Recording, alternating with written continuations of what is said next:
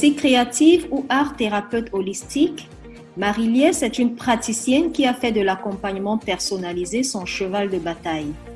Nous recevons aujourd'hui pour la première de Vision Plurielle une passionnée de couleurs, de symboles, d'expression. Après un voyage extérieur qui a été initiatique à bien des égards, elle a retrouvé une liberté intérieure qui est devenue centrale dans ses accompagnements. Avec sa volonté d'apporter soutien et aide autour d'elle, Marie-Liesse propose aux femmes et aux hommes de se libérer des carcans pour devenir de plus en plus qui ils sont en s'apprivoisant leurs émotions et leur évolution quotidienne à travers différents outils et expérimentations. Découvrons Marie-Liesse, psy-créative et art thérapeute holistique.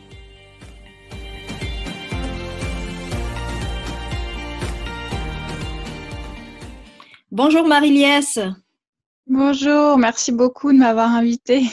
Alors, je m'appelle Marie-Liesse, je suis psy-créative ou art thérapeute holistique, un petit mix entre psychologue et art thérapeute par les arts plastiques.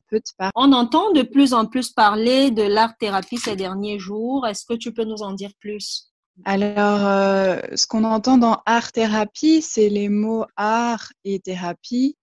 Donc évidemment, c'est un mix entre les deux, c'est-à-dire c'est une proposition pour que les personnes puissent s'exprimer par l'art pour pouvoir avancer dans leur vie et se soigner, si on peut dire, guérir certaines blessures et en fait pouvoir s'exprimer au-delà de la parole, ce qu'on peut faire dans une thérapie classique, entre guillemets, ou dans d'autres sortes de thérapies qui sont plus vraiment basées sur la parole. En art-thérapie, il y a cette idée, c'est de s'exprimer par l'art et ça peut être tout type d'art, donc danse, art plastique, théâtre, musique. Et moi, je suis spécialisée donc dans les arts plastiques puisque je suis peintre. Oui. Mais les arts thérapeutes peuvent venir autant des métiers du soin que des métiers artistiques. Alors, est-ce que l'art-thérapie se fait en présentiel obligatoirement ou alors ça peut se faire à distance? Mais c'est une bonne question parce qu'avec tout ce qu'on vit dernièrement, on s'habitue, on inclut vraiment dans nos vies cette question de la distance, en tout cas physique, parce que la relation, elle est toujours là, même si elle est différente. Moi, je trouve ça intéressant d'animer des ateliers en présentiel parce qu'il y a vraiment l'espace du corps qui est là. Donc, ça apporte quelque chose de différent. Après, c'est comme tout, c'est-à-dire que c'est aussi possible à distance. Mais pour moi, ce qui est important, c'est vraiment qu'il y ait l'image, donc c'est-à-dire en visio, puisque l'art-thérapie se base vraiment sur l'image. Donc, si je peux pas voir ce que la personne est en train de faire, c'est quand même compliqué. Pour te mettre en situation d'accompagnement d'une personne à travers l'art-thérapie, est-ce qu'il faut que tu comprennes d'abord son métier, qu'est-ce qu'il fait dans la vie, quelle est sa situation familiale, est-ce qu'il travaille, est-ce qu'il a des enfants, pour juger un peu ce pourquoi il te sollicite à travers l'art-thérapie? C'est une question très intéressante parce que l'art-thérapie, c'est comme la plupart des métiers, c'est-à-dire que il y a différentes écoles théoriques et différentes approches pratiques selon la personne qui va pratiquer, qui va proposer, selon le professionnel. Il y a des personnes qui vont proposer que la personne qui vient puisse s'exprimer directement et la place de la parole est moindre. Donc, peut-être qu'elle va directement dessiner, par exemple, et ensuite expliquer son dessin, et ensuite, il y a des choses de son histoire qui vont sortir. Et autrement, un autre positionnement, ça peut être que la personne vient, expose un peu là où elle en est dans sa vie, et ce pourquoi elle a envie de faire de l'art-thérapie, justement. Et à partir de là, on peut faire une proposition de production, etc. Donc, en fait, les différentes approches sont possibles. De mon côté, je m'adapte à la personne que j'ai en face de moi. Je pense que comme j'ai aussi une formation en psycho, la place de la parole est quand même importante. Oui. Mais l'intérêt de l'art-thérapie, c'est justement de pouvoir lâcher les mots, le raisonnement, le mental, etc., pour aller dans quelque chose de plus brut, de plus dans l'imaginaire, de plus ludique, etc. Donc, je trouve ça intéressant, voilà, qu'il y ait vraiment cette production plastique, quelle qu'elle soit, et éventuellement un retour par la parole par rapport aux émotions qui ont été ressenties durant la séance. Est-ce que la personne est satisfaite de ce qu'elle a fait ou pas, voilà, est-ce qu'elle a pu exprimer vraiment ce qu'elle voulait, etc. Et en fait, d'une façon ou d'une autre, il y a des parties du vécu, ce dont tu parlais, le travail, la famille, etc., qui vont ressortir, donc que ce soit avant, pendant ou après.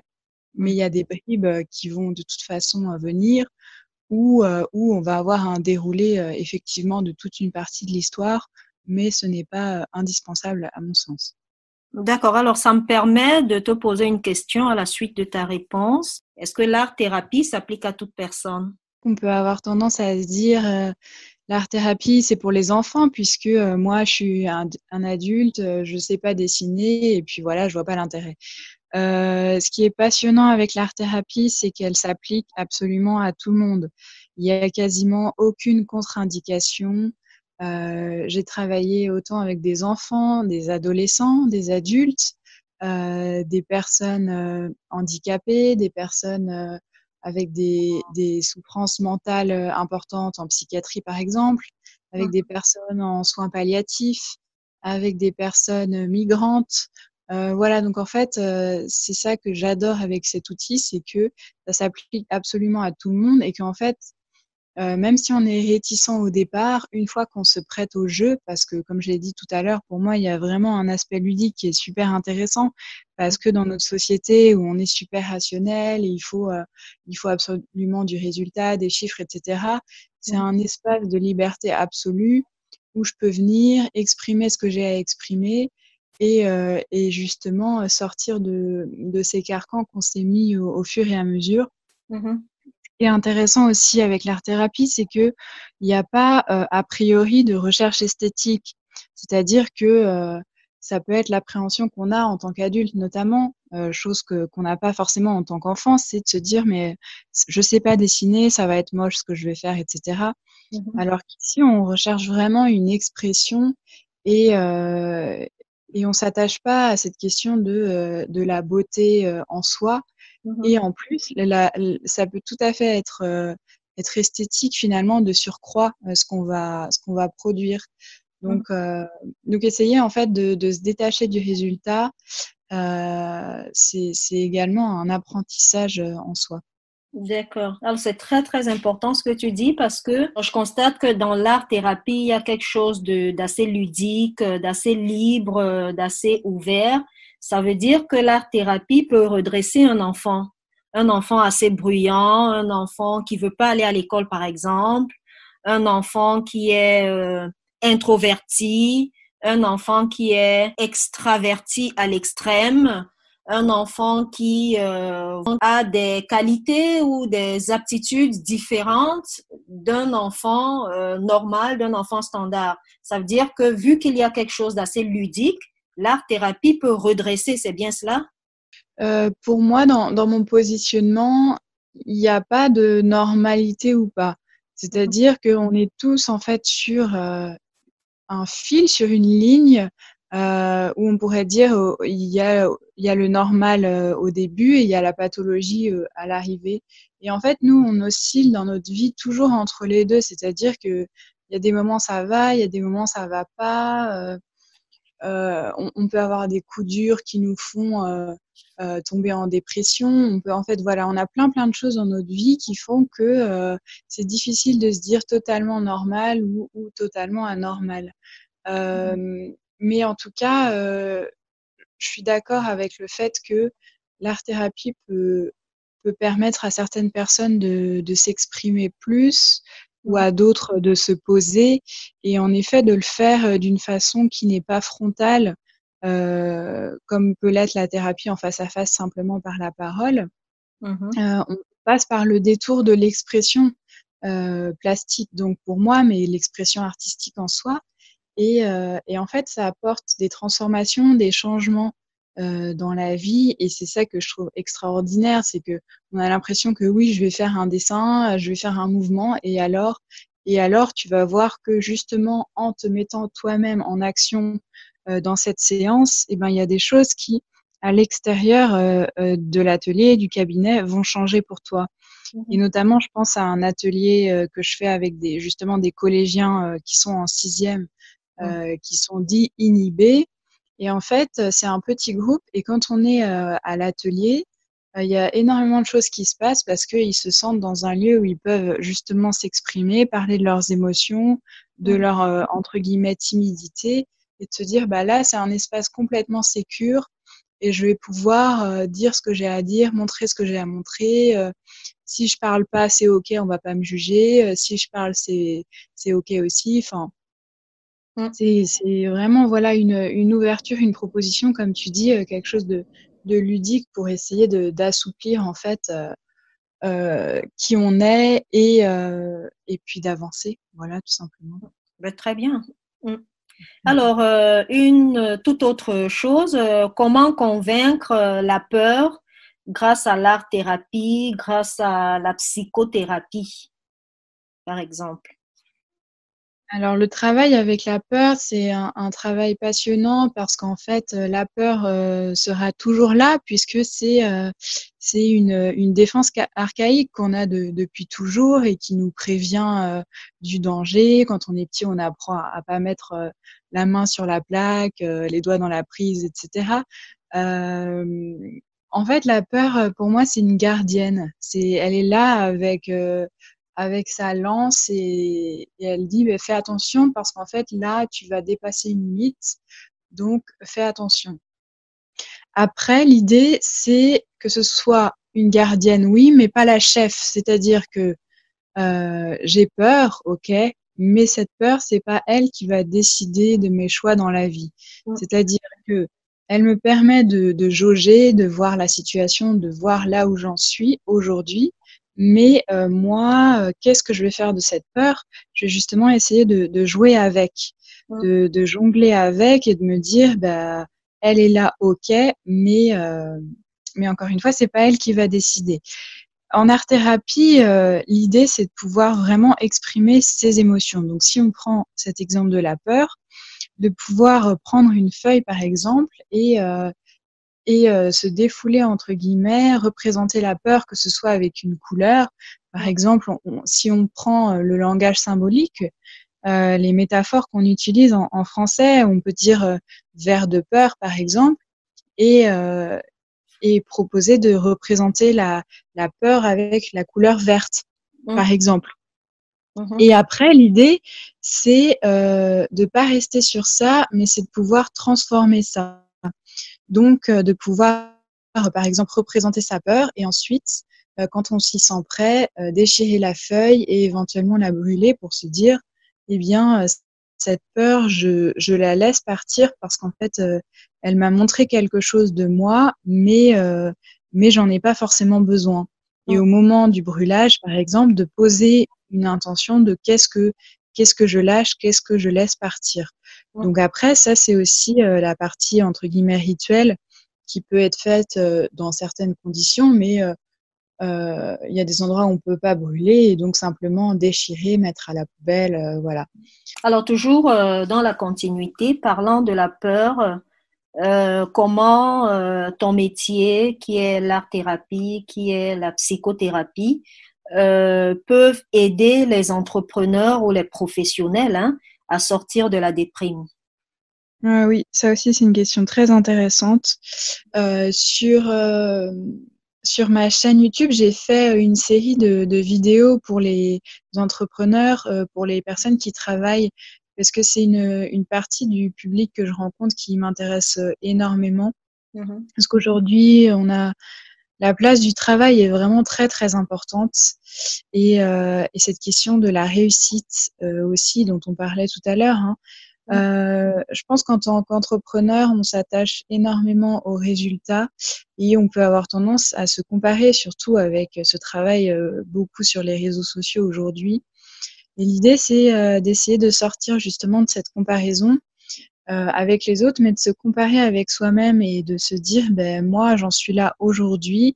Où est-ce que j'en étais hier et où est-ce que j'ai envie d'être demain. En art-thérapie, par rapport à ça, c'est toujours cette question de l'expression brute de l'émotion. Par exemple, donc tu parlais de la déprime, toujours avec les couleurs. Qu'est-ce que les couleurs, les formes, comment est-ce que je représenterais ma déprime? Et ensuite, laisser partir ça et proposer une construction, une transformation ensuite de comment est-ce que je m'imagine, comment est-ce que je me projette, comment est-ce que je me visualise, avec cette idée que l'esprit a une force incroyable et que en fait, en faisant ce travail de visualisation et de représentation de qui je veux être, de là où je veux aller, et ben ça peut avoir un réel pouvoir dans la vie extérieure. Tout à fait.